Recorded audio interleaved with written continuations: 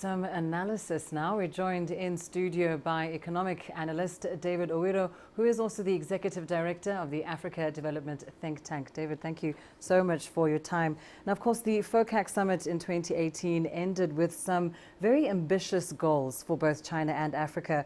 What then do you make of this ongoing coordinators meeting taking place in Beijing? I think it's very important because for those promises to be followed through, there has to be some mechanism of implementing them. Remember, the last FOCAC was very instrumental for Africa, given that it provided support for diversification of Africa's export, specifically focusing on balancing the trade between China and Africa, as well as modernizing the African continent in terms of the agricultural sector, diversifying its commodity profile. And so this meeting is indeed very important to see to it that actually what was promised is implemented and seen through. Indeed, implementation being, of course, the true test of the FOCAC goals. On the African side, then, what are African countries focusing on? What areas in particular are they focusing on in their efforts to facilitate the implementation of the FOCAC goals? I think there's a convergence of priorities between African priorities and the FOCAC priorities as espoused through the promises of China.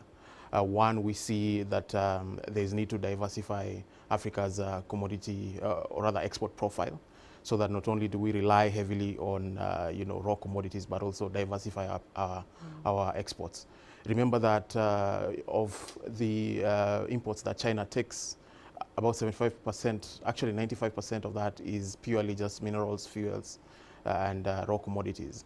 And so through this export diversification, we'll not only see an improvement in the value add that Africa puts out there, but also in the profile of imports that perhaps China makes from Africa.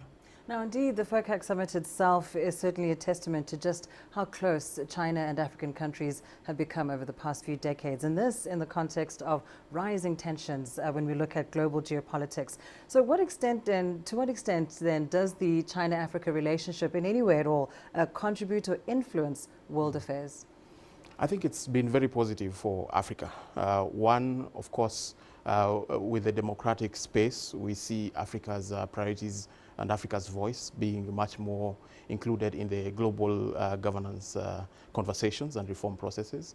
Being that we are in a multipolar world, of course, we see China taking a more pro-free trade, in fact, pro-international trade posture, which is good for Africa because we know the benefits that come from international trade and the economic outcomes that can result.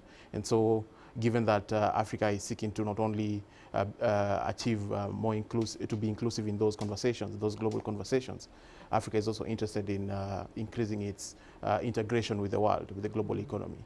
And so all these, of course, are of benefit for Africa. Absolutely. Well, thank you so much, David Owiro, joining us here in our Nairobi studio on growing ties between China and Africa.